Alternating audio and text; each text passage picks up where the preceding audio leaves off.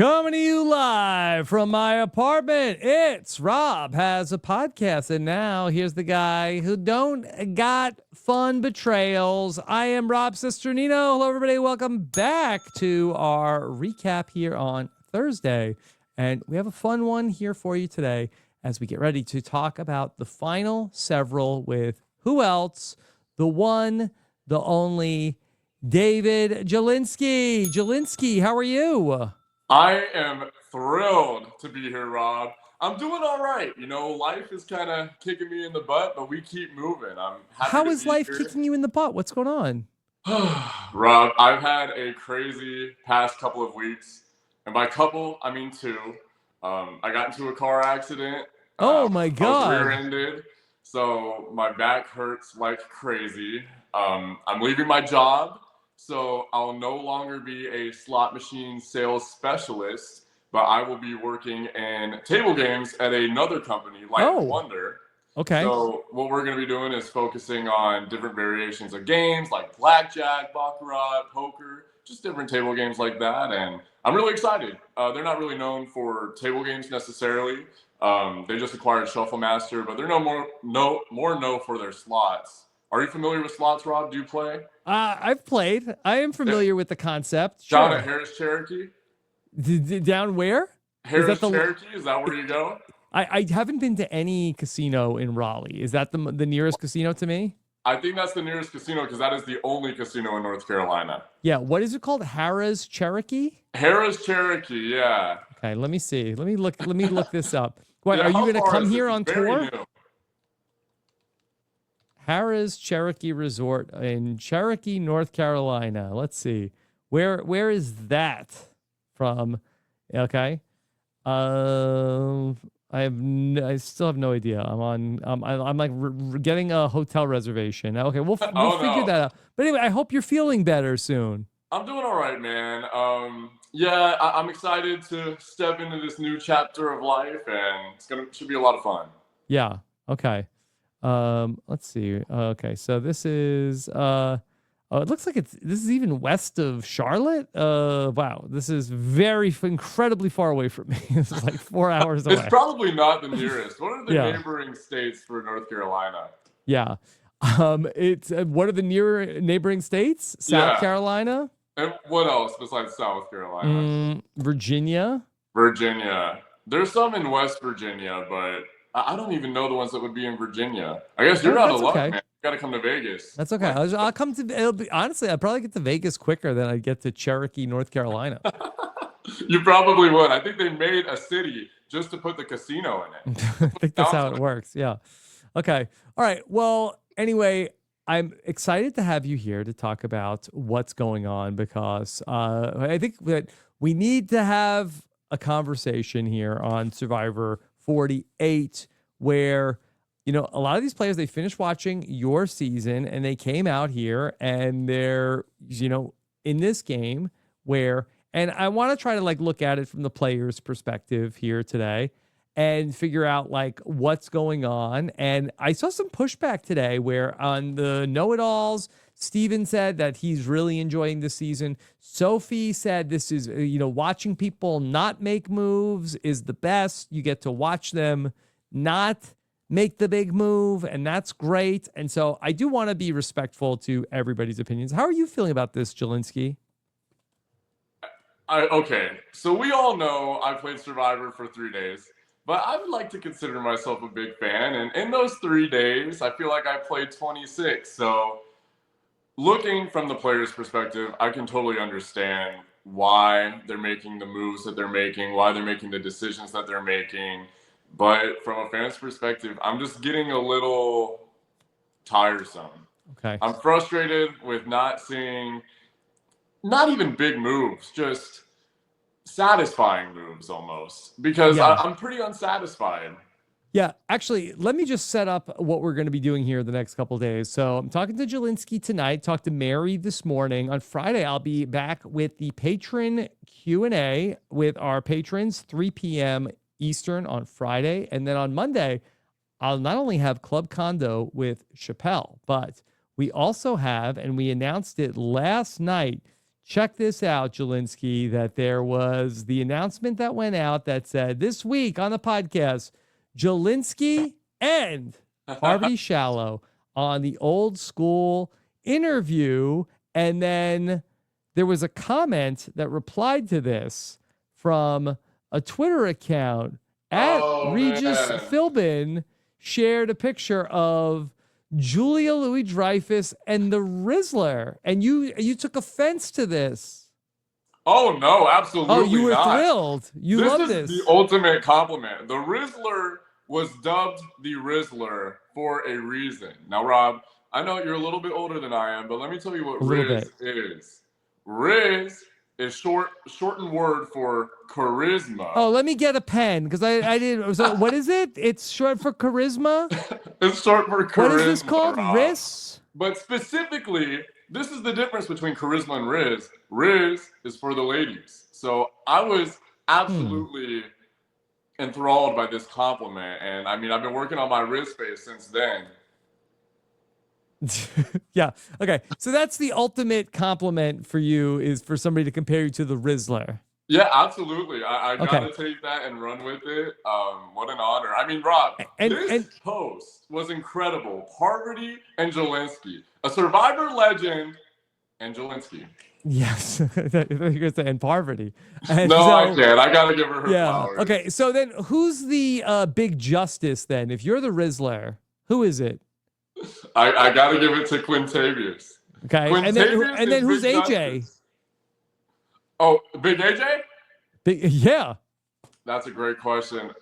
I gotta give that to, I hate to say it, but Banu. Banu, wow. I give him 5 big booms. How about that? He went out there to earn 1 million booms. I love it. Yeah, he went out there to win 1 million booms. I love it. Mm-hmm. Or maybe was it 1 million dooms? Say it again. 1 million dooms. It could have been 1 million dooms, unfortunately. I hate to say it. Doomsday is upon us, and I'm very excited for that. But not to get into Marvel, but the Yanu boys, man, they're unforgettable. What can you say? Yeah, unforgettable. That's the word. You bring it all back together. See what I did there? It's persistence that I have, man. What a natural. Okay, so we've got Joe, who's at the center of all this. And it's been fascinating to watch because Joe really has everybody just very much frozen in that they are not going to question. And they're thinking about it, but there's something that Joe is doing that's stopping people from whatever they might have done in a different season. They're not doing to Joe. Can you see it? What is Joe doing right? I mean, Joe is doing a lot of things right, and it goes back to day one. I mean, you got to have these solid connections. This is exactly what I did wrong. What Joe is doing right is exactly what I did wrong, and he's built such a strong foundation with Shaheen and Eva specifically, obviously, that it's really, really hard to just break into that. And I don't even think it's more so what Joe is doing right. I think it's what other people around him are becoming comfortable with. Like I was listening to you and Caleb last week, and even just before that with Drew and Tiffany. I mean, these players have the idea, and you brought this up, Rob. We see players like a Mitch or even a Shaheen at this point, I hate to say it, who are comfortable with the idea of maybe skating by and getting into that crack. Because Shaheen is a smart guy. Shaheen knows that he's not as close with Joe as Eva is. So I think it's just Joe has gotten really lucky with a lot of, I can't even say that. He's just in a great, great spot. And I think it's who he is. He's so endearing. He has 2 children that are incredible children from what I see on social media. I mean, it's just a great, and who doesn't like a firefighter? You know, we've seen it with Keith and Jeremy. It's hard not to like these guys. Yeah, sure. It's hard not to like them, but I also feel like, hey, I think I'd be like, boy, hey, remember Jeremy? I would not want to go up against. Remember Jeremy who won 10-0 in Survivor Second Chance? In Winners at War, they didn't want Jeremy to sniff getting to the final 3 again. And these players don't seem to be that worried about it. And I feel like that's the plan for Kyle and Shaheen right now, is thinking about like, hey, maybe I could sneak into the final 3 with Joe and I'll win over the jury. That I agree with as well, because I think if Joe Which were part? sitting, You agree that that's a good plan? I agree with that. That is a good plan if they can get there. It's just unlikely that both of them will. So I think one of them has to start taking a shot at each other, because I think great survivor minds can recognize one another. I know Kyle knows that Shaheen is a threat. He said that earlier in the season. And I think Shaheen has also vocalized that as well about Kyle. These are two brilliant survivor minds, and also Kamilla. But long story short, I think if this is more so on Joe, if Joe gets to the end, I think he would lack explaining his strategy. I think that's where Shaheen and Kyle would excel. So I can totally see a world where they take Joe if they're fortunate Yeah. enough to be in that position.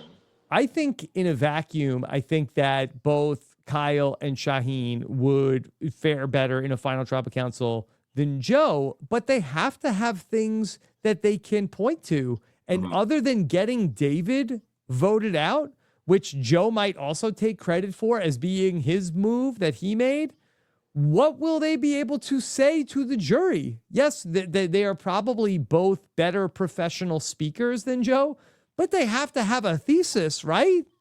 Oh, absolutely. And what's interesting about this jury in particular, I mean, we saw this with the Dalton Ross interviews, the Mike Bloom interviews.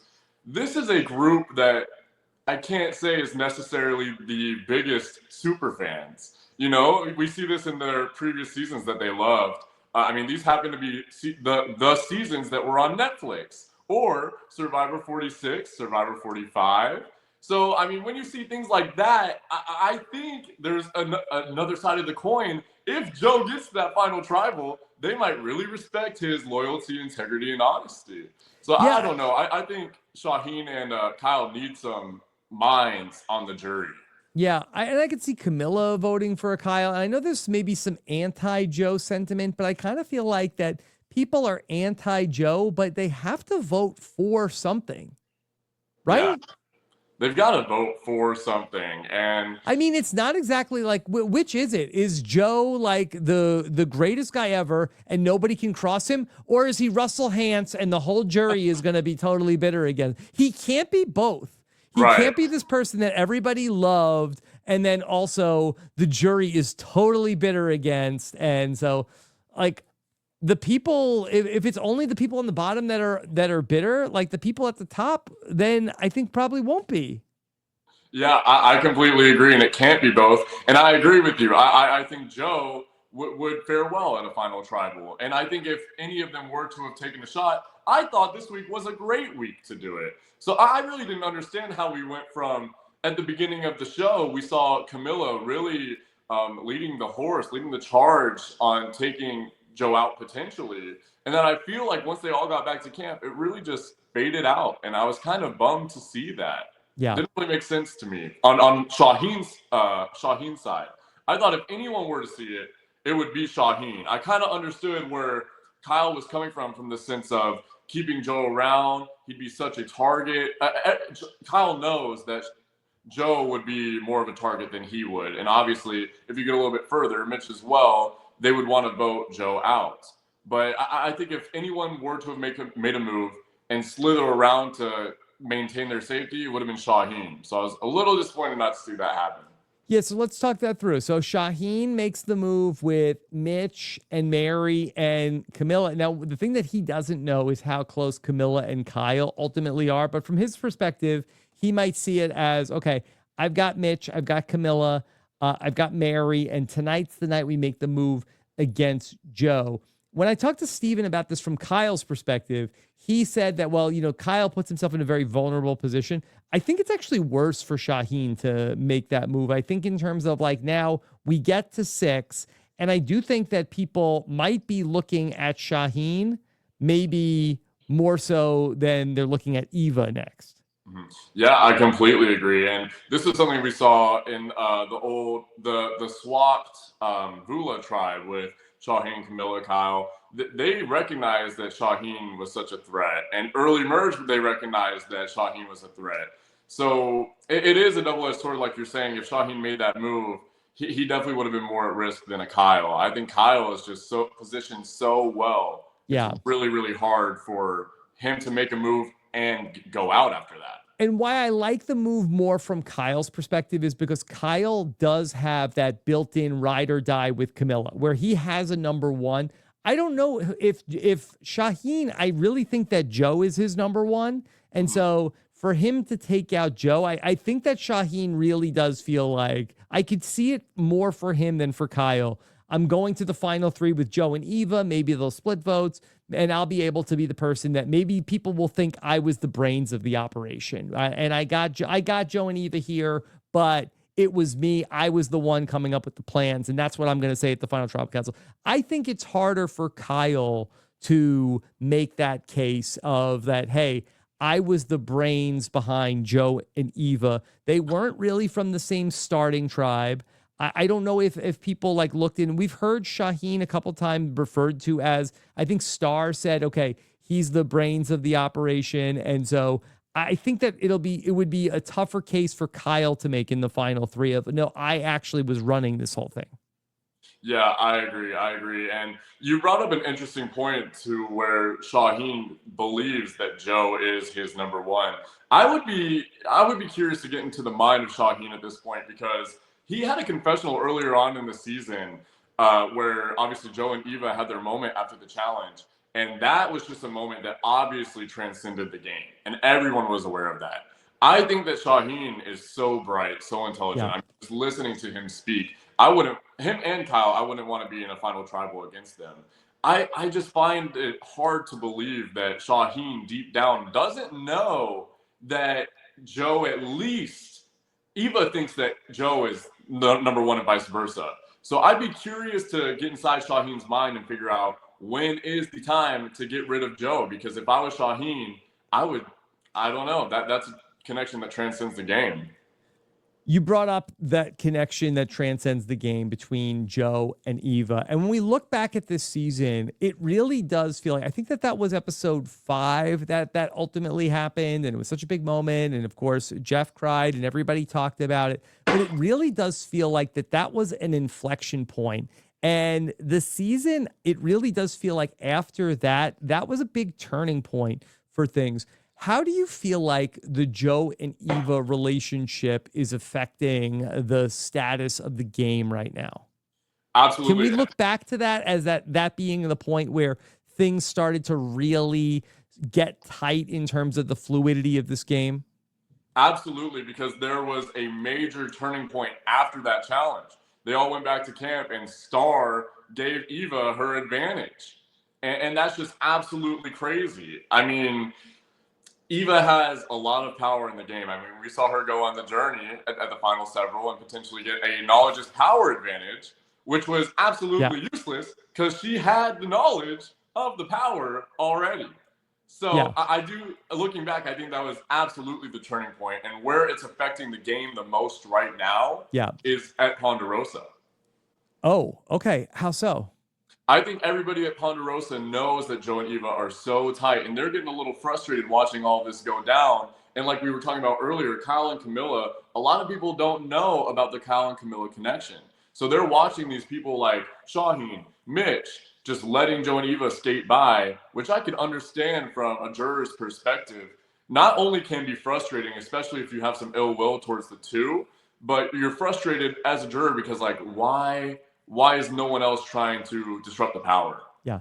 Jelinsky, I want to go back to what you're saying because I think so I forget what day it was in the game, but it ends up being like, it's like day 11, day 12 or whatever. And then it's Bianca's ultimately going to go home that night. But, we have this very public moment. We have sort of like the outing of the Joe and Eva, our incredibly close relationship. Everyone finds out about Eva's autism that day. And then also that, as you brought up, which is such a great point, that also Star ends up feeling like, okay, I'm going to, Eva comes back from the challenge. She's feeling good. Star, she's able to solve the immunity idol puzzle for Eva. And Star says, okay, guess what? I'm giving you the idol. And for Star, she felt like, okay, this is going to get me into the alliance. It did not work out. And in one day, really, so much of the power ends up being consolidated into the Joe and Eva camp, because then right on the heels of that, ends up being mergatory. And I think a lot of people on the heels of that moment, I think, oh, wow, Joe, he was really celebrated. What a great bond. These are the type of people like we should be surrounding ourselves with.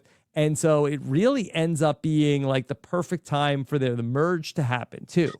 Mm-hmm. Mm-hmm. Yeah, absolutely. And it's hard to say, sorry, I'm drawing a blank, but it's hard to say that Joe was not celebrated in that moment. And from a player's perspective, it's just hard for me to gauge how can you not look at Joe after that and not recognize how big of a threat he is. And beyond that, it's hard to not recognize the relationship that they have. So all the power is within those two people.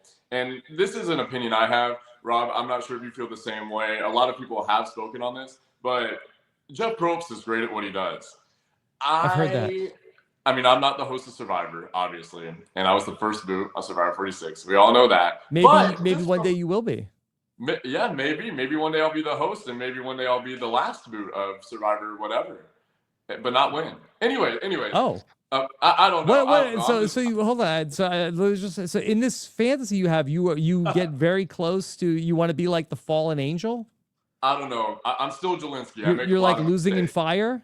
I make a lot of mistakes. Yeah, I could be out there for 25 days and not learn how to make fire. Mm-hmm. That would be a Jelinsky Okay, but mistake. go ahead. So you were going to say something about the host of Survivor. Yeah, I obviously love Jeff. He's a great guy. Him and I have a great relationship, I think. I don't know. We haven't spoken since the island. But he was talking about me after. Okay, whatever. I would not have brought so much attention to Joe and Eva in that moment. Why?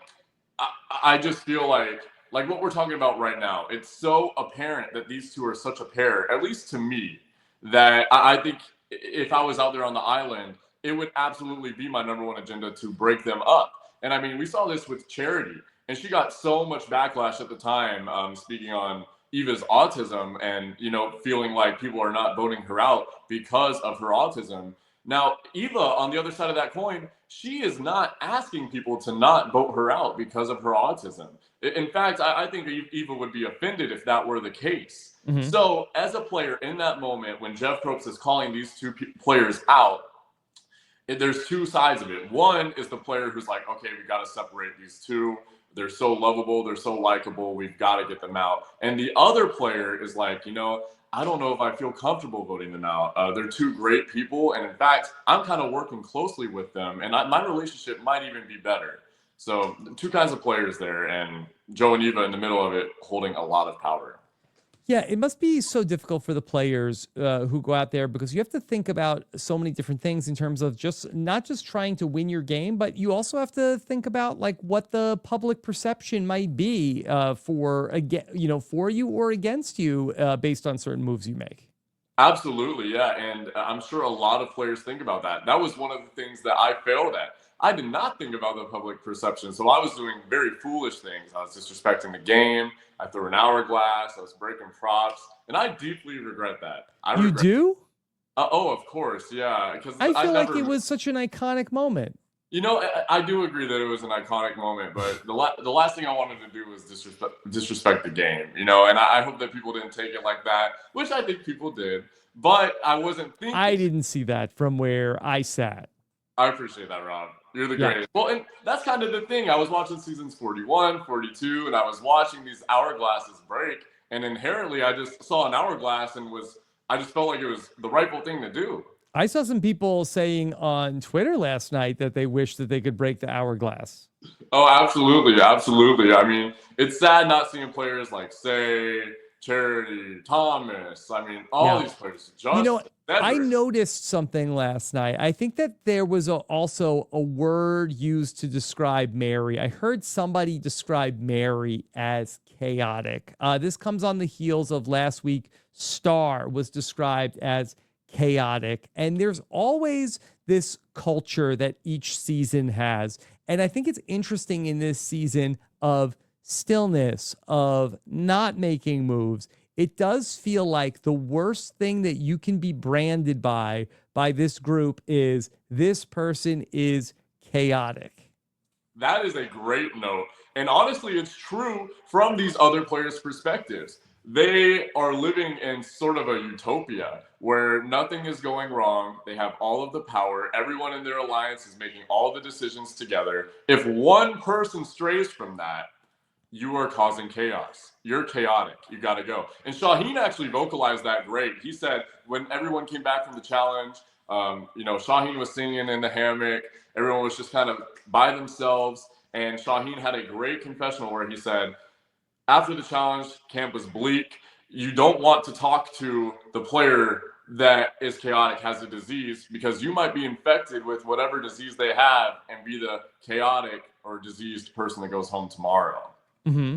Yeah. So, No, and I don't mean to come across as so negative about this season, but I really think that in the new era, I think that this has been certainly my least favorite post-merge game. And it's so funny because it was such an amazing pre-merge. All 5 of the episodes in the pre-merge were super exciting, very electric, big, crazy things happening in the pre-merge. And I raved about the pre-merge, but the stillness of the post-merge in this season, I have found very unenjoyable to watch. And yes, there is something in terms of like keeping a group together, but I think that it has been, for me, a frustrating experience because I think that there have been other times in Survivor history where that has happened, but I think that we have seen more from the people that are keeping the status quo in terms of the lengths that they are going to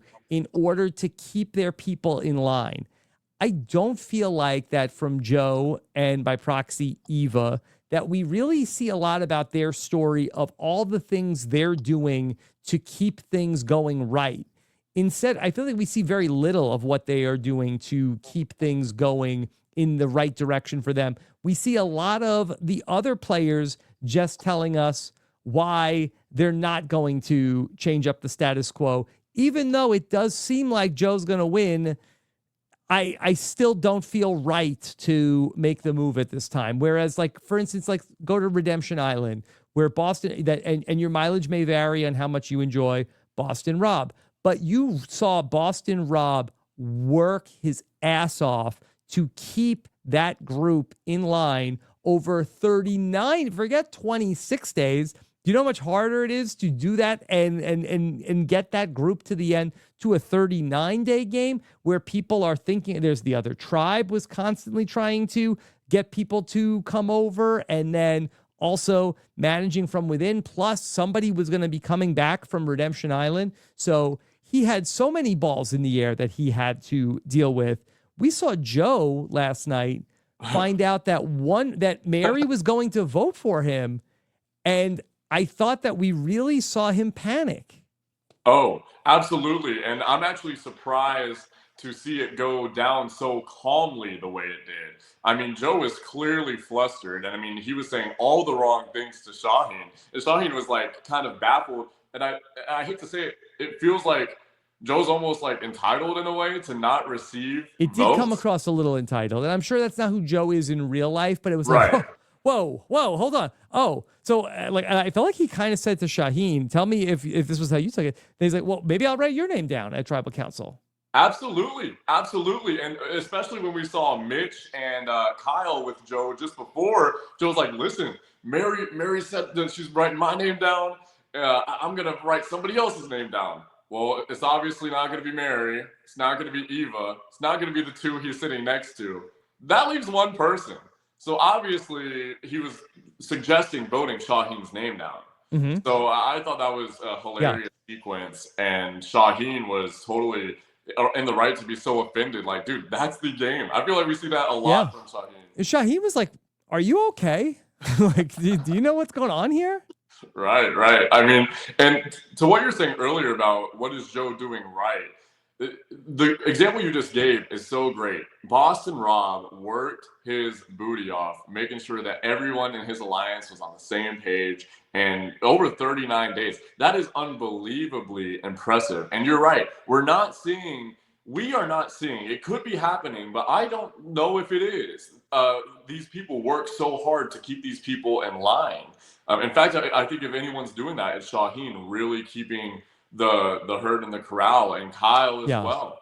And, I think that what Joe is doing, to give credit to Joe, he does have these emotional relationships with the players where that they have had, like, deeply connected emotionally. And we've seen some of that. I'm sure we've not seen all of it. Also, Joe has an intense stare and an intimidating presence. And I think that that's also leading to why people are feeling like, okay, I can't cross him because of that's who he is. And he has, he's a family man. And I think that he's not an easy person to cross, but it's just not the most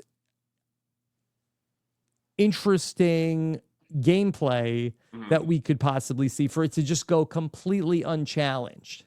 Absolutely, absolutely. And to talk a little bit about the stillness that you were describing and the post merge, yeah, you're absolutely right. And it's not to discredit any of these players' games, because if I were out there, if I were to do it all again, I would love to just kind of lay back and make it as far as possible. That's awesome. And then maybe make a move like Marianne did later down in the line. Who wouldn't want that? Who wouldn't love to do that? It's just so hard. I can imagine how these players' perspectives of how many layers there are that goes into this, and I can empathize with them. And to the stillness, it kind of just describes the game that Joe and Eva are playing. They're playing a good game. It's just not that fun to watch. Yeah, there's no sort of caginess about any of it. Eva is very straightforward. Here's what I'm doing with my idol. This is my friend. I'm taking Joe at this point in the game. If I get here with him, like, they're not hiding anything. It just seems like that the other players are afraid. And I think that when we go back to even a season like Big Brother 19, I know you're a Big Brother guy first before you became a Survivor guy. And when you think back to what Paul did, and Paul steamrolled through all of Big Brother 19 for you Big Brother fans, and before ultimately losing to Josh in the end, when Josh, and in the final two, when Josh took Paul to the end. But it was not it was not an interesting ride, but Paul was another person that had to work his ass off. And Paul really had basically 3 different groups thinking that they were in a 3-person alliance with Paul. Boston Rob, go back to him in Redemption Island, he had multiple groups that thought they were going to the end with him. Boston Rob in Survivor All-Stars, where he didn't win, had, that him and Amber had a deal with Big Tom. They also had a deal with Rupert and Jenna Lewis, and they had to lie and deceive people to get to the end of their respective games. The final 4 fire making has allowed it that Joe is able to play this game and not have to deceive anybody. And while, yes, that is great for, the plays to Joe's strengths of being an honorable person, being a person with a lot of integrity, that I think that just from a game perspective, that it has made it not necessarily an exciting watch for us who tune in to see an exciting show. Right. No, absolutely. And you're giving great examples. I love the examples that you're giving. And I think of, like, if we're talking about Big Brother, Tyler Crispin, that's the game that you got to play. That's what Big Brother and Survivor is. Obviously Survivor, that's my heart. I don't mean to disparage at all. Of course. But you make these You were a alliances. young, impressionable kid who found Big Brother. Someone walks up to you and you're like, hey, we should work together. You want to make an alliance? You don't say no. You never say no. That's how you get voted out. So, I mean, with Joe and Eva, but imagine if, like, and Joe also may have caught a break with Kyle and Shaheen both wanting to take David out, where that Joe may have had to ride all right, is my real alliance me, Eva, Kyle, and Shaheen, or is my real alliance me, Joe, David, and Mary? Like, I think that would have been a more interesting endgame. And the fact that both Kyle and Shaheen really took the lead, even though Joe ends up being the object of David's ire because he went back on his word, according to David. Having to manage 2 different Final Fours, I think that would have been a little bit more compelling and challenging, I think, to watch Joe have to figure out. Man, David was so fun to watch. I'm really sad that he's off of our television screen. What did you think last night when David stood up at Tribal Council in honor of Mary? I absolutely loved it. That was one of the highlights, if not maybe the highlight of the season. I saw a tweet from Jake O'Kane. So funny. He goes, David standing up at the end of Tribal Council is something that Survivor Twitter is so confused about and realizes how funny it is. But my mom is going to call me tomorrow morning and say how great of a guy David is and how he respects or how she respects David so much because it's so nice seeing him show Mary her flowers. But it was not only hilarious, but it was almost uncomfortable. And I would have loved to have seen a full shot of the entire jury and the entire players and Jeff just watching David in that moment. It was just so hilarious. Yeah, and it really got a huge musical score in the episode. But what do you think it must have been like to have been there in the real time with no music and David just stands up? It had to have been so awkward. And I mean, I was looking at Star in the background. I'm not good with awkward tension. Like, I'm fine with voting somebody out and it's whatever. I'll keep my head down. But being behind David, just watching him stand, he stood like John Cena almost, like with his arms like this. Yeah, like a Dr. Thugonomics almost. The backwards hat, man. It was just, you couldn't make it. Was too good to be true. David had a bit of a heel turn, right, this spring? Like, he came in and he was a little bit of like a fan favorite. Hey, drink your milk, kids. I like Notting Hill. Absolutely, he did have a heel turn, and it was so great. He's such a complex character. I love to watch that. But Rob, you made a great point just a bit earlier that I want to circle back to about the fire making challenge, and having Joe potentially win that fire making challenge, which is ironic because he's a firefighter. But yeah. I am such an advocate of the fire making challenge because I feel like did you vote for it for Survivor 50? Rob, I haven't voted a single time for Survivor 50. I love the idea. I don't know, man. I can't get behind it because I've got a lot of Survivor ideas, but I'm also not a producer. So they might not be the greatest ideas. Yeah, but why won't you vote for any of the ideas? It's a lot of work, man. And I don't think it actually is. Shelter, man. Like, I don't want to pull my phone out, scan the QR code. That takes a lot of effort, man. And then I got to think about my decisions. Okay, well, all right, make your case for why do you like the Final Four fire making? Okay, I love Final Four fire making because of the antithesis. I do not like watching a straightforward vote, which 9 times out of 10 it will be. I mean, just off at the top of my head, thinking about a Final 3 scenario where it was a vote. Final 3 just comes to my head. When Tony was able to convince Woo to take him. That was awesome. That was an awesome vote. I feel like we do not see a lot of that. So that's the only time we've had a Final 2 really is that in the last Final 2 before that, I think was Tocantins. Yeah, and it's crazy because, I mean, that ironically 28 is 20 seasons ago. Yeah, and so Tocantins was 30 seasons ago. So do you think that we have a Final 2? Do you think that we end up only in seasons with 8 have a Final 2? I mean, wow, what a curveball that would be. Did we just discover something? Well, I'm sorry? I feel like we just discovered something. Now I'm thinking back, 38 wasn't, but that's 38 was somebody came back from the edge of extinction and won. So yeah, absolutely, and that was. I mean, I'm a Devins fan, so I won't get into that. But that was also a fun watch. Yeah. And ironically, but so you feel like that the Final Four vote would be too straightforward if there wasn't Final Four fire making?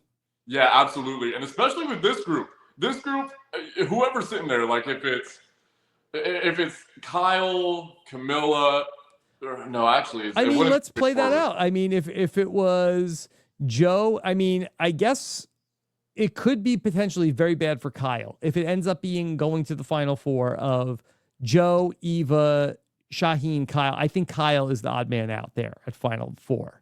I agree with you. And looking at that Final 3, I do think Shaheen would have a great chance to win that if he vocalizes it correctly, which I think he would, considering Kyle and Kamilla being on the jury, because I'm sure they would advocate for a player like that in Ponderosa.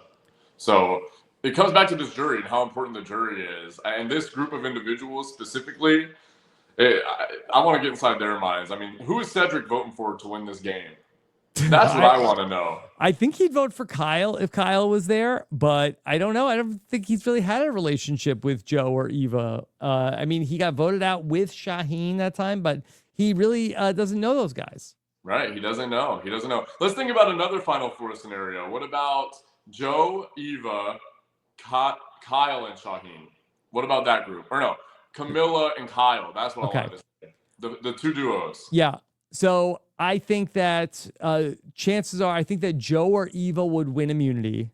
Mm-hmm. I think that then they would take the other one to the final two. And then I think we're set for a Kyle versus Kamilla fire making, which I'm sure would be a very emotional moment in the season. But I think it ends up being, we saw in the episode last night, I think that was prophecy, that for Kamilla to say to Kyle, one of us has to make the final three. I do think one of the two of them will make the final three, but I think that it will be in a losing effort. And I think that the other one will go out at fire. That is my prediction. Absolutely. And that is so well said. And I agree with you. I was telling my girlfriend about this. It's hard that way to soft launch the girlfriend on the podcast. I mean, we keep it private, but she's the greatest. She's one of the greatest of all time to do it. Let me tell you how we met real quick, Rob. So we met 4 years ago now on Hinge. And she didn't like any of my pictures, which is kind of crazy because... Yeah, they're basically the Survivor Rizzler. Yeah, the Rizzler. But she liked my prompt that said, I geek out over Survivor. So she liked that, swiped up and said, let's watch Survivor in all caps. Yeah. The rest is history. That's history. I was telling my lovely girlfriend, Kaylee, it's hard to see a world where one of Joe or Eva and one of Kyle or Kamilla are not in the final three. Like, it's very hard for me to imagine that world.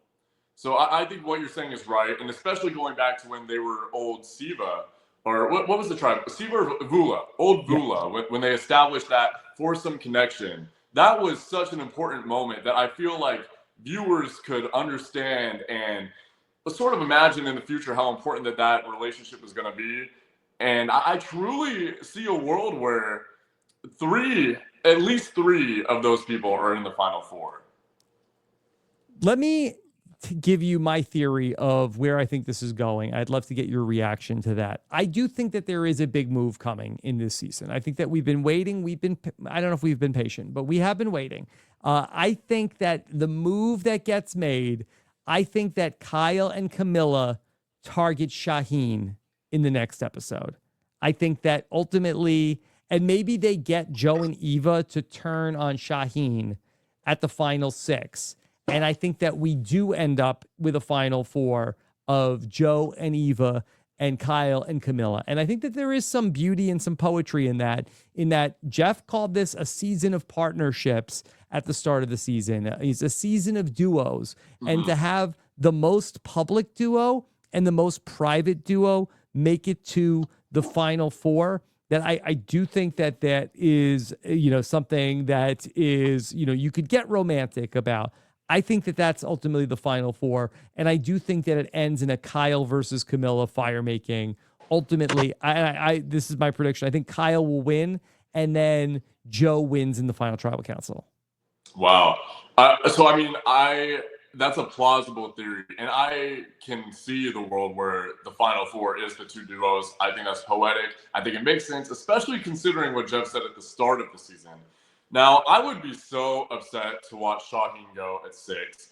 But looking at like the meta, looking at like outside of the game, people recognize that Shaheen is a threat. If he gets to final 3, he's in debate. He's so eloquent, so charismatic too. He has such a charisma. I knew this before he even played the game. Yes, because you went to Fiji with Beard Guy. That's exactly right, SD. And we all knew it, my entire cast. He had this thing called aura, Rob. He was radiating aura. He was another level of cool. So we just knew he was going to be a problem. And when I say problem, I mean a threat to win the game. Yeah. Okay. So what was your read on Shaheen when you saw him at Ponderosa? Well, I could actually gauge. I potentially thought that I didn't think he was the alternate, just by his look.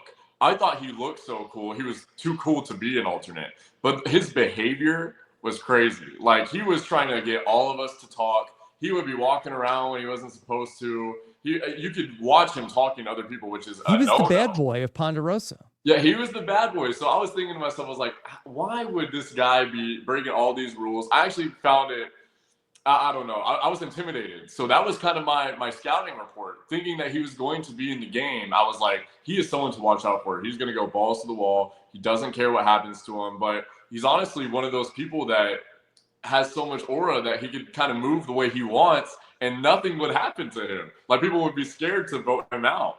So seeing him on this season, though, and of course, like, getting to know him, he is such a caring guy. He's a great guy. And I think he's done really, really well at taking a backseat position. Now, it sucks that when I say backseat, I mean being the backseat to a duo that we're observing, Joe and Eva.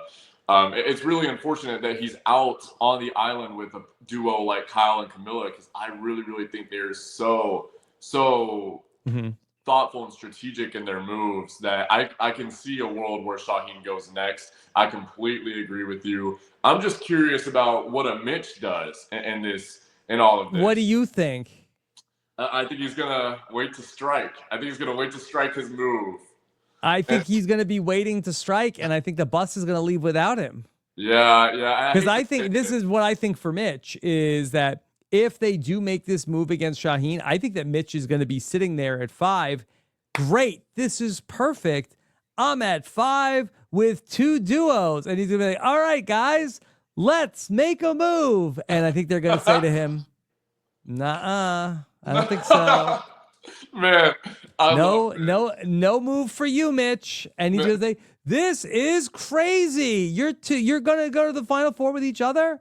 Man, so on the record, Mitch is my favorite, my girlfriend's favorite player, and Mitch has been so fun to watch. He's been really, really great, especially in the pre-merge of this season. I feel 2 things, Rob. Here, I feel like Shaheen would be the person to try to really get close to Mitch in this next episode. I mean, and we saw a little bit of preview saying something's stirring in the pot. Yeah. I think it has something to do with Kyle and Kamilla, but I could see another world where it's Shaheen getting close to Mitch. Sure, but where is he going with Mitch? I think that the bus might have left for Shaheen also in terms of like making the move, because that if he even Shaheen has Mitch. What is he going to do? He's going to get Joe and Eva to vote out Kyle or Kamilla? No, I think Shaheen. Maybe I have too much faith in Shaheen, but I think Shaheen would want to make a move against Eva and Joe. That's what I think. I could be totally wrong, but I think he wants to go to the end with them. It would be so foolish, and I hope that he knows that, and I think that he recognizes that. I really, really do.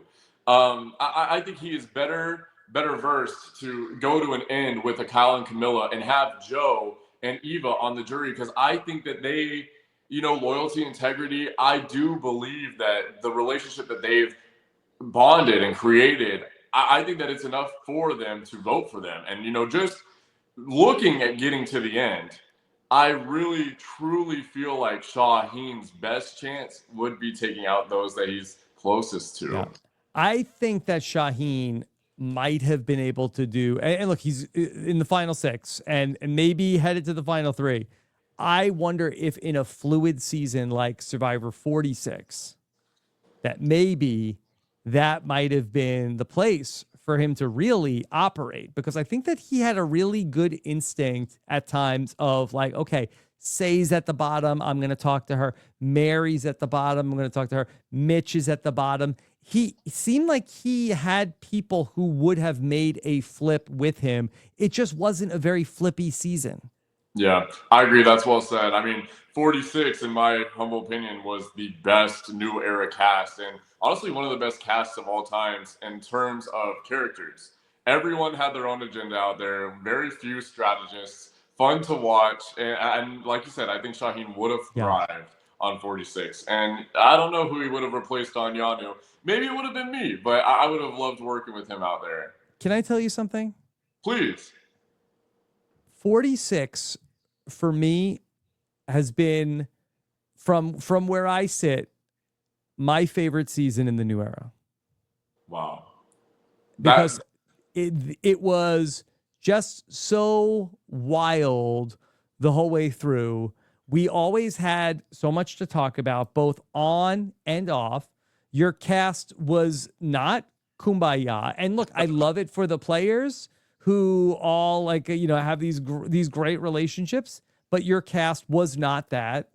And for people who love to, nerd out about what's happening on Survivor, it was a very, very fun, and no shade to the other casts who also, had these really great, fun relationships. But I think that both on and off of the television, 46, I feel like was, I'll say that, but I will say, let me give you the five big dooms. It took a while to get there.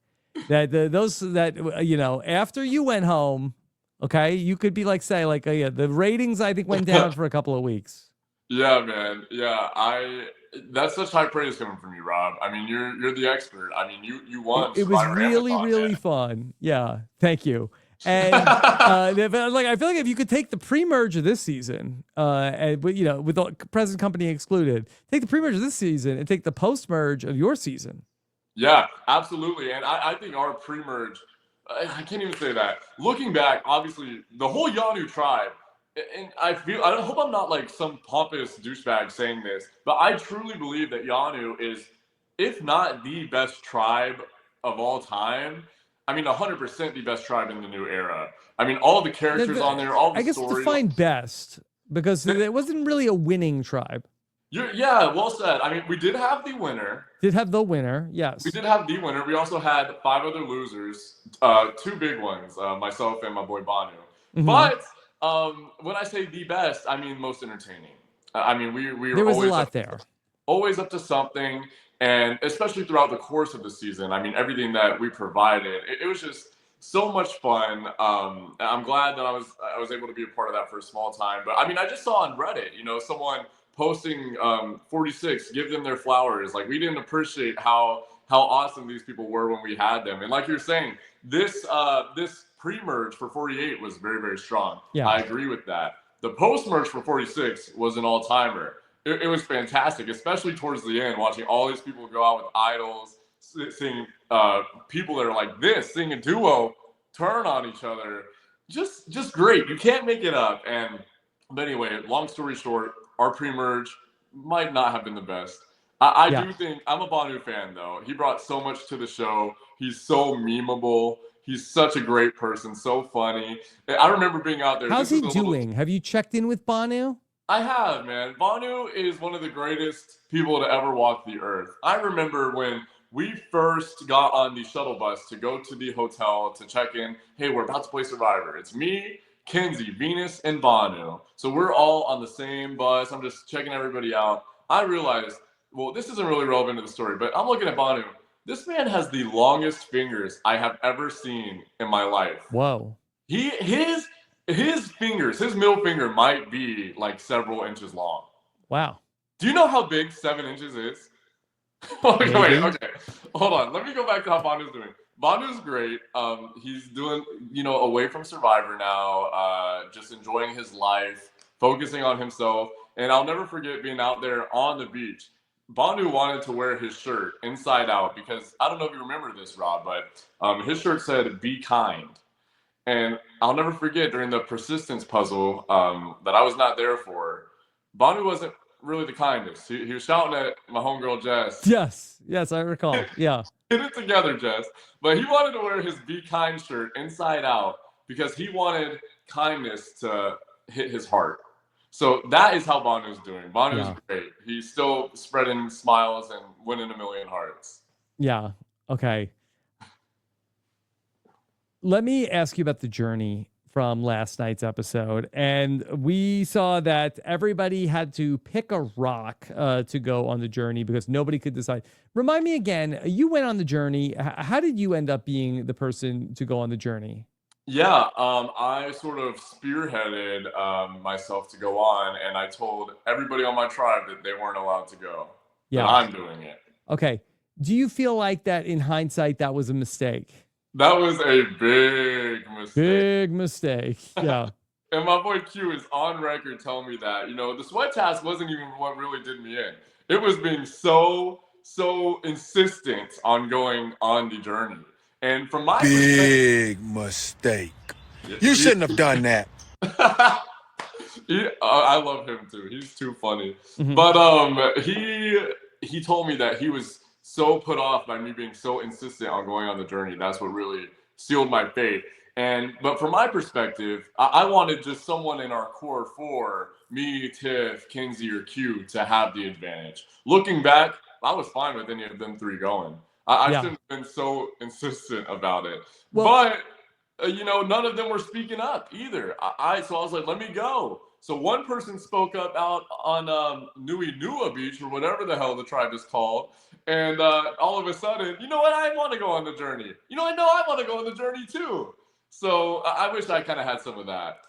Yeah. And in this season, the journeys really hurt the players who all went on them. Do you think that the players who go play Survivor 49 are going to be very willing to go on journeys if they have the opportunity to do so?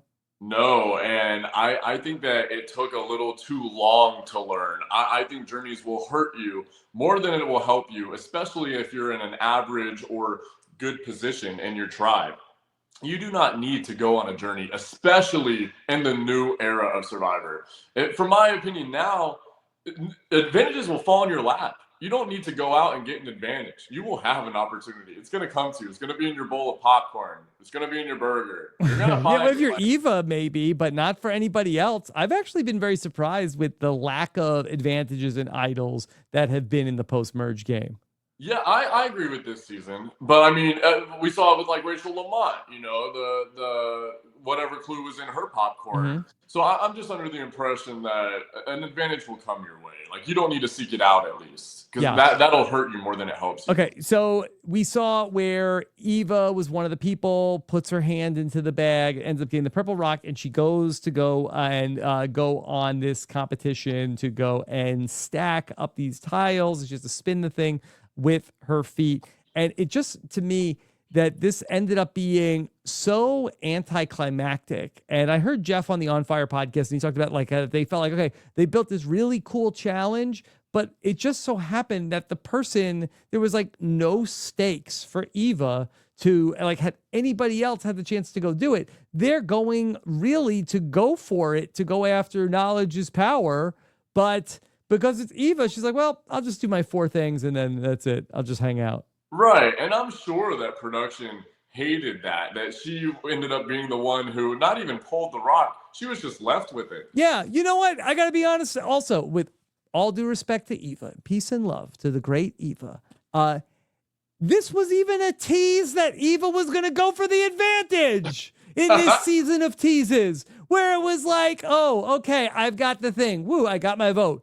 But knowledge is power is right there. I'm going for it. I'm like, all right, yeah, let's go. It's like, nah, you know what? I decided not to. This is the same thing with the vote every week.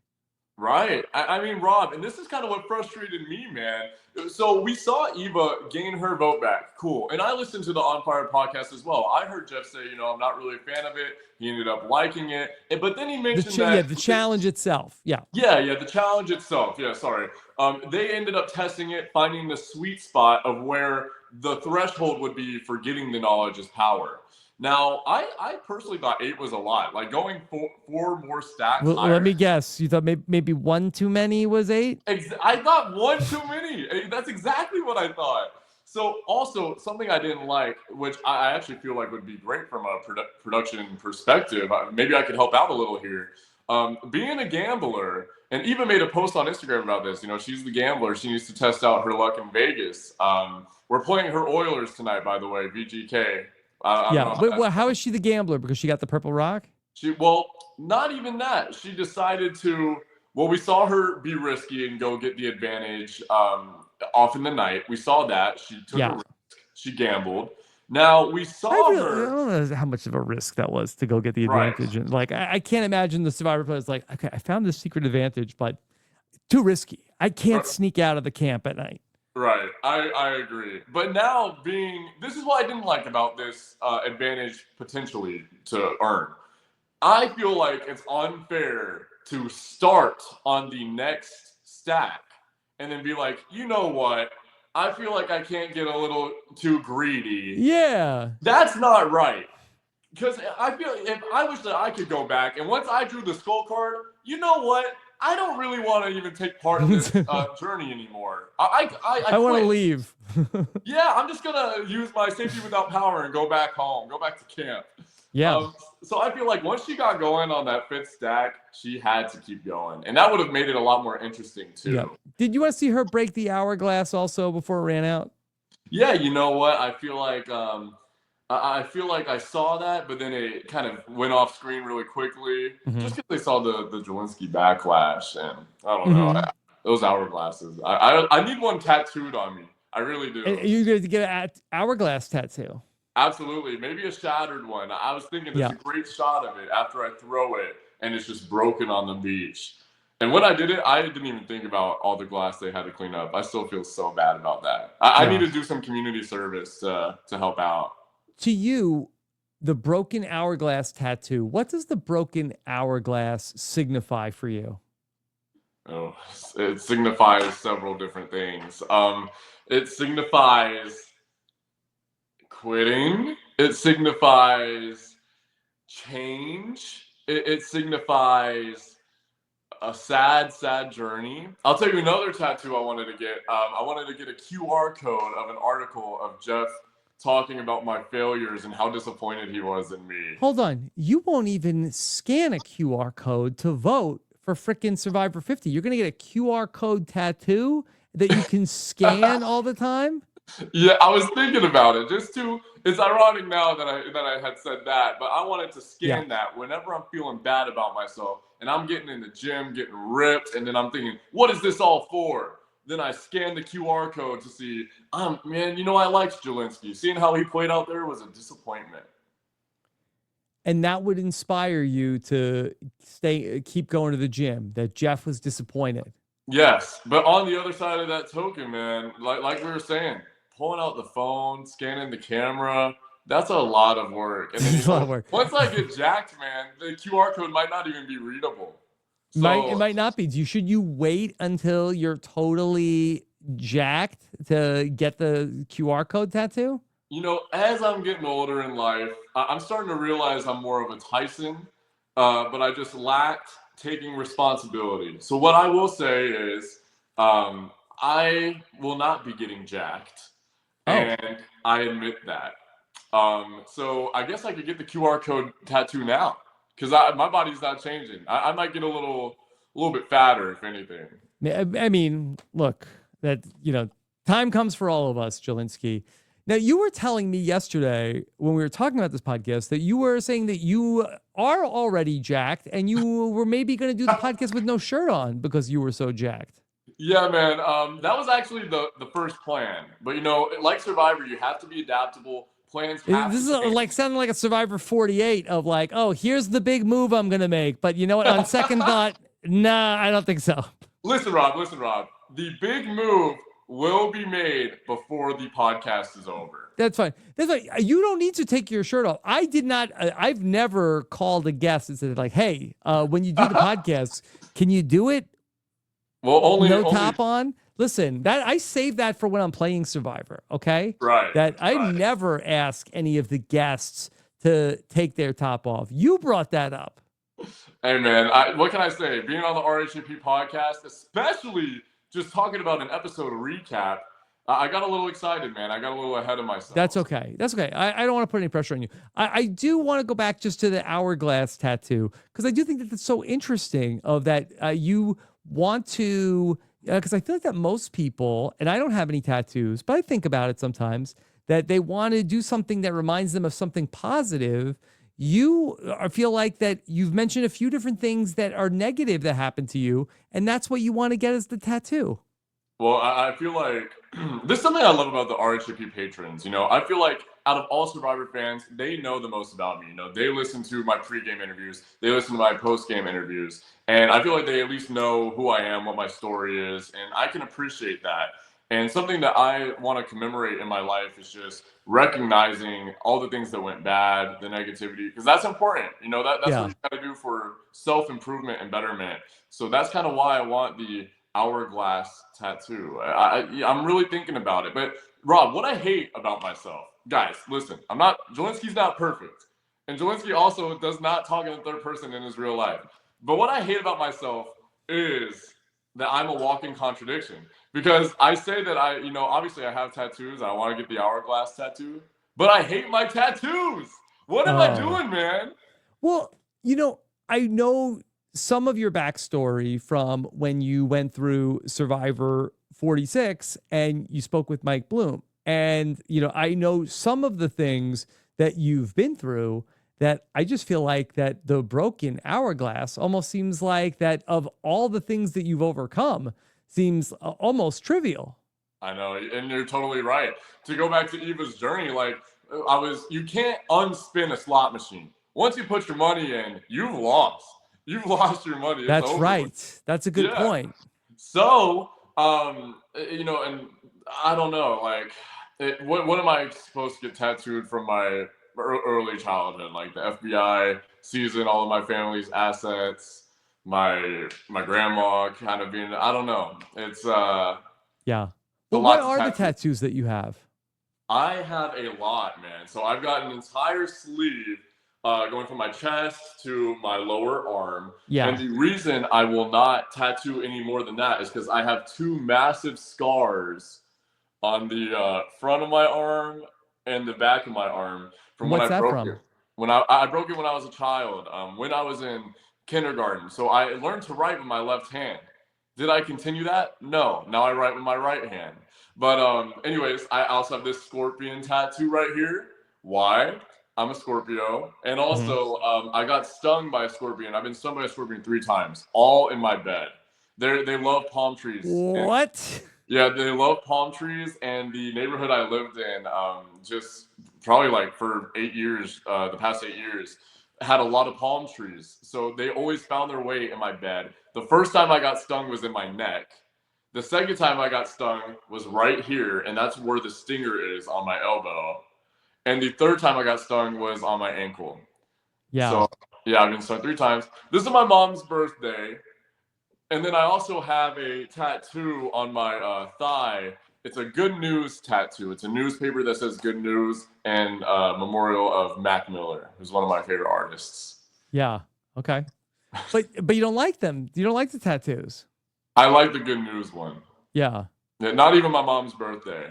I just want to redo it all, If I could go back, maybe I would not get any tattoos and just get ripped instead.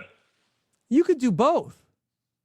I guess I could do both. I could do both. But I don't have any tattoos, but I feel like that the older I get, I think more about it, about how, because I write a ton of notes to myself.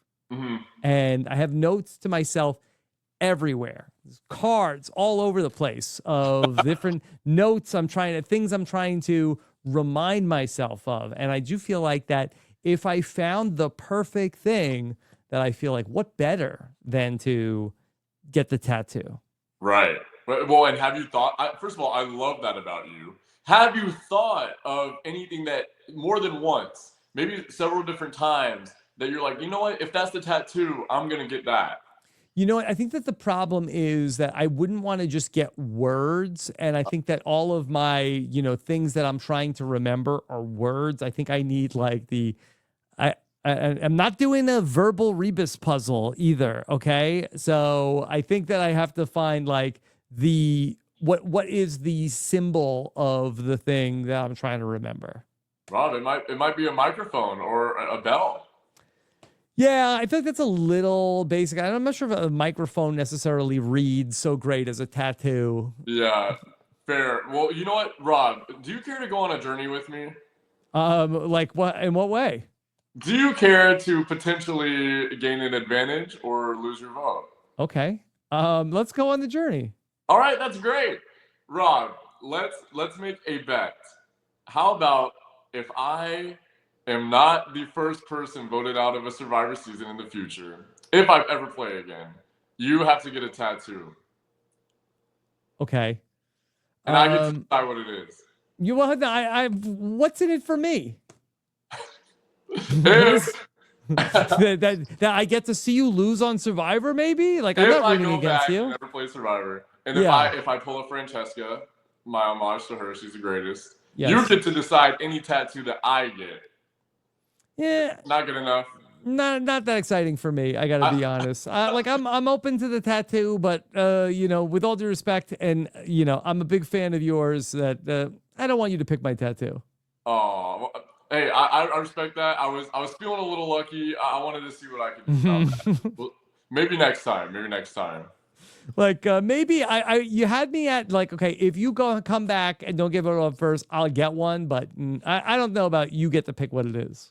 Okay. All right. Well, let's change it. Let's change it. How about you just get one right here? Right on my face tattoo? Above the eyebrow tattoo. Okay, that's tasteful. It is. It is. We can't damage that beautiful face. You're right. You're right. You're right. You're right. Okay. That's on me. Let me bring in some questions from the listeners, okay? Oh, I can't wait. All right. This is from North, who says, who gets the Jelinsky Award for the biggest legend of the season? Jelinsky is a legend. Wow. Wow.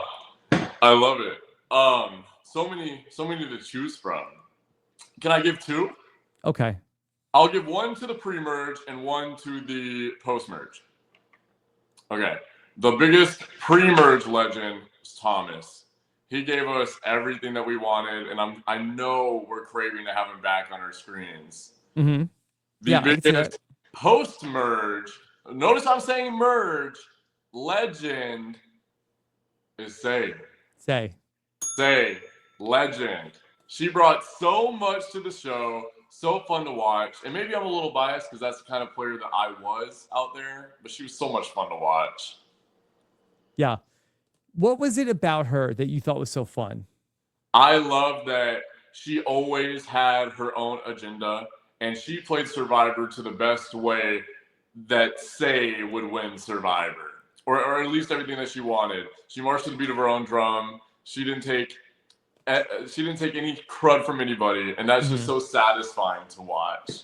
What about from you? If we would have seen you go further into the game, is there a player from the new era that you feel like that the end product would have looked maybe not exactly the same, but similar to?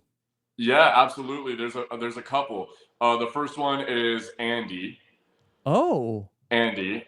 You know, and I'm a big believer in you need time out there. You need time. And luckily for Andy, I feel like he was on a tribe. Not to say that, okay, so there's two things. I don't think Andy did as much as I did in the first 3 days to get him voted out. And two, I think that there were some overly strategic minds on Andy's tribe that recognized, okay, Andy is a person that we could bring in. He had not a great first few days, but that's someone I want to keep around and someone who I can really build trust with. If I had someone like that on my tribe, it could have turned out very similar. Mm-hmm. And the second person I believe that I could have emulated was Charlie Davis. Okay. Yeah. Why am I saying that? Just because I'm hopeful. Would I have actually done that? Maybe not. Charlie's a great strategist, and I feel like it's hard to make claims without proving them. Yeah. What is it about Charlie, though, that you feel like would have been similar? Like, I could see Andy a little bit more. Mm-hmm. I think I would have been similar to Charlie once I got my feet settled. I'm making all these claims, but it might not even necessarily be true because we saw Jelinsky out there for 3 days that was wild. But the claim I'm about to make is if I was out there for just a few days longer, able to get my feet in the sand, we would have seen how crazy Q was. We would have seen how crazy Banu was. I just needed some time. And I think I would have been so cool, calm, and collected. And that's what Charlie was really great at. He was always cool, calm, and collected. I feel like I could have emulated that. I want to go back to your season and Charlie and the final tribal council. And I do wonder if that this is, again, the last thing that the people saw in this season was that people saw, okay, if you maybe burn somebody you're close with, you don't get their vote at the end of the game. Do you think, is it possible that the specter of the fallout of Charlie and Maria is looming over Survivor 48, where people are feeling like, hey, Joe is my guy. If I burn Joe, I'm not going to get his jury vote. I'm not going to win. The jury's not going to like that. Do you think that this is a little bit of a Survivor 46 hangover, considering that they watched the Survivor 46 finale late May 2024? They went out to go play probably within like maybe 7 to 14 days of that. It may be shorter. I think there is a little bit of hangover of that. Absolutely.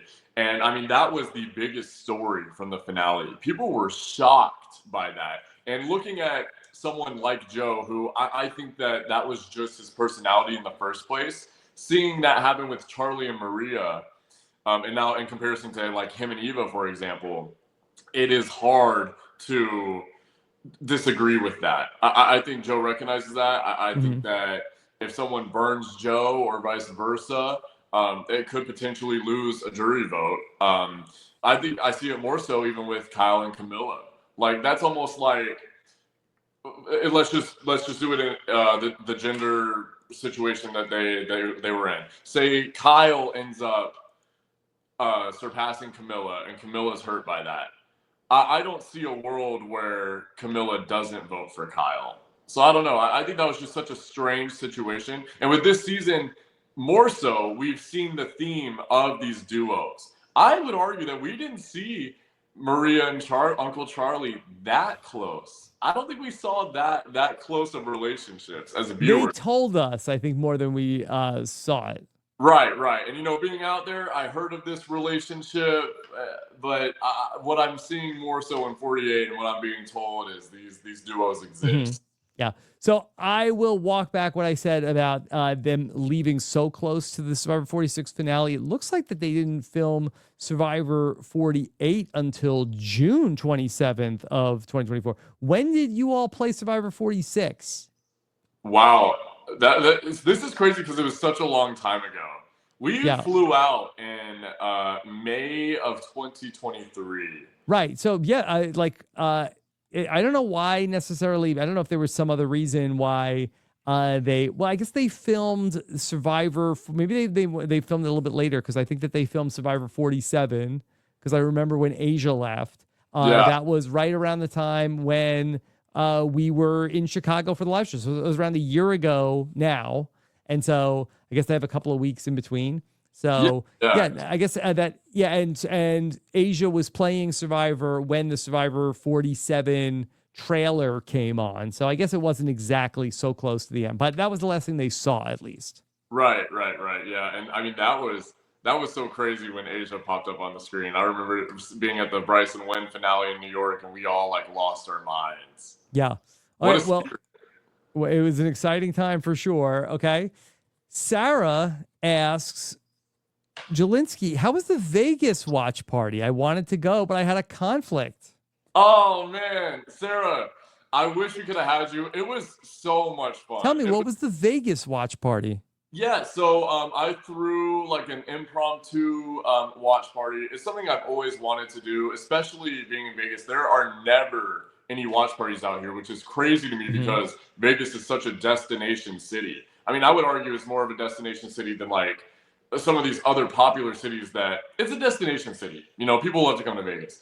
Anyway, long story short, there's no Vegas Survivor alumni. So it's really, really hard. Well, that's part of the problem. Yeah, it's such a problem. And it's really hard getting these people to come. So I was working really hard to try to make sure that the watch party was great, grand. We had Sammy from 43, and we had Rome from 47. And they both made drives from different states. So I really, really appreciate them doing that. The watch party was so great, Sarah, and I hope that you're able to come to the next one. There will be a next one. The whole reason I had the watch party, though, was I'm competing in Live to Give this summer, which I'm sure you know what Live to Give is, Rob, but for those who don't know, it's basically a Survivor-inspired game, but you compete for a charity. So I'm doing that mid-July. I'm really, really excited about it. The charity I'm competing for is serving our kids. It's a local organization, and what they do is it's kind of like Three Square. They focus on weekend meal bags, though, for students in the school district who don't have food during the weekends opposed to the week when they're in school. So we do a lot of volunteer work with them, and $1,000 to them is such like a huge donation compared to like a Three Square. So that's kind of why I wanted to do it for them. I'm hoping to raise a lot of money. Yeah, if you guys want to donate, I got a link in my bio. Now, on the Live to Give, now, are you playing the Survivor season? I am. Yes. Is it in person? Yeah, it's in person. It's going to be in Minnesota, 3 days long. I think we start July 17th. I'm really bad about dates and whatnot. So I really got to write this down somewhere. So now, are there other returning players or other Survivor alumni who are going to be playing in this LRG? So a lot of Survivor alumni have done it in the past. I mean, I know Elaine has done it. Yep. I know Jack Atkins has done it, Circle alumni. There's a lot of people who've done it. But no, I'm going to be the only one. Okay, well, can you talk me through how you're going to play? Or are you worried about putting your strategy out there? No, I don't mind. I mean, I'm just going to go out there and try to be more myself this time and enjoy the experience. Not to say that I wasn't myself on Survivor 46, but I really forgot that I was out there with 17 other people. Yeah. I Do you think thought you'll be a it was a Jelinsky target, show. though, as such a like one of a kind that they're all civilian normies and you are a beloved Survivor alumni? No. In fact, I think it'll help me because I didn't play great the first time around. So I think if people were smart, they would want to use me. And don't worry, Rob. I'm actually going by a pseudonym out there. So I'm not going to be Jelinsky. What are you going to be? I'm going to be DJ. DJ. Okay. Do you think they'll recognize me, Rob? I think people will. We'll see. But I kind of, even going back, like in my entire life, I'm a man of many different names. It's either David, it's either DJ, it's either Jelinsky. Yeah. Those who are above me usually call me Jelinsky, like teachers. What does your girlfriend call you? She calls me DJ. DJ. And the reason for that is, and babe and stuff like that. But we don't need to know all that. But her dad and I have the same name, David. Okay. So you can't be David. For the family's sake. Mm-hmm. Yeah. Okay. Yeah. Wow. 4 years. This is a long time. Yeah, it's a long time. I don't know how she's put up with me for that long.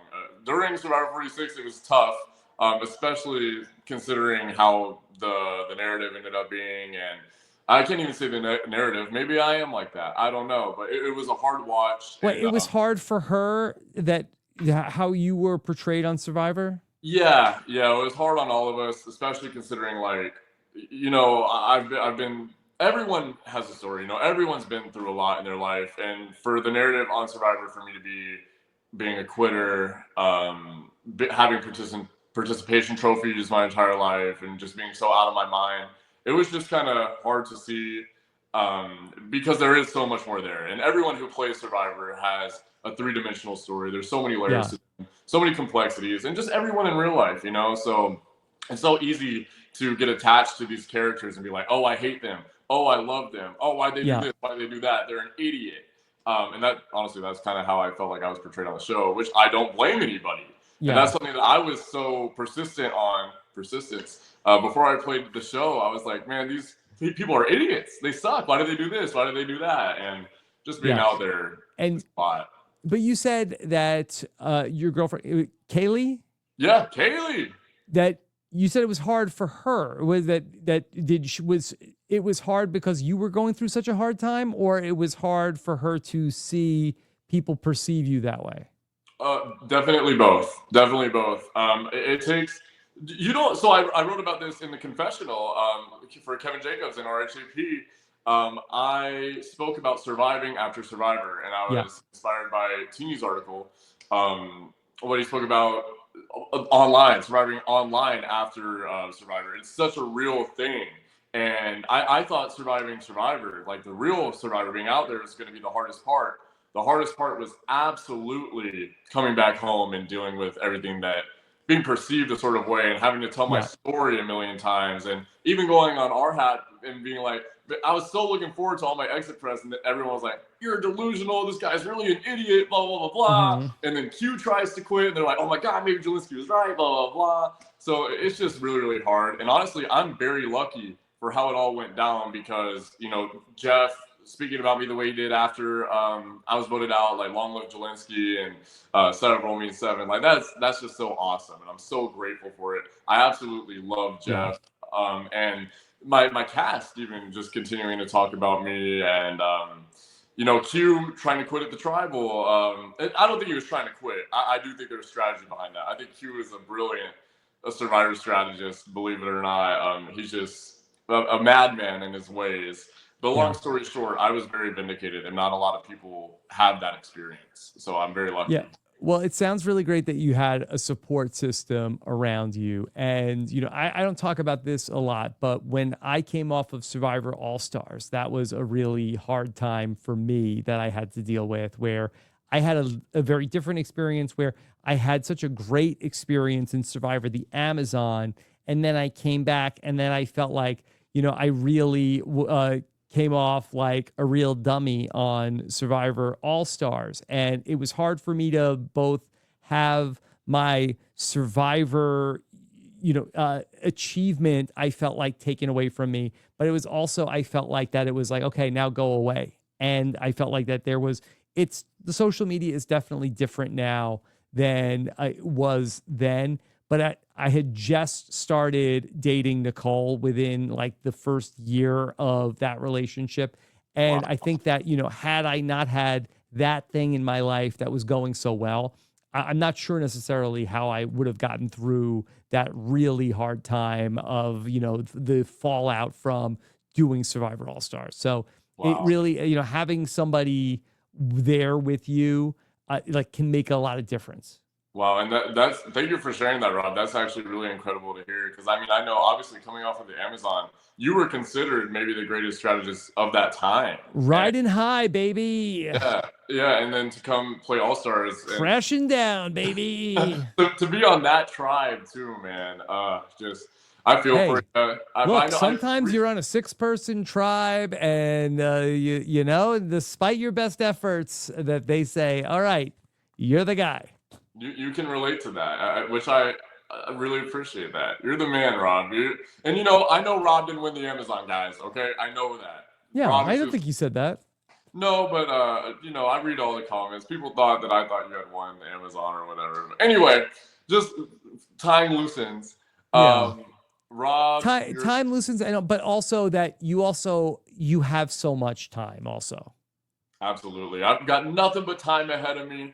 I'm so grateful for everything. I'm just ready for whatever. I had no idea all the things that were going to happen in my life, and so many amazing things that happened well after I was experiencing some very low lows from Survivor All-Stars. Man, look at what you've built. This is incredible, man.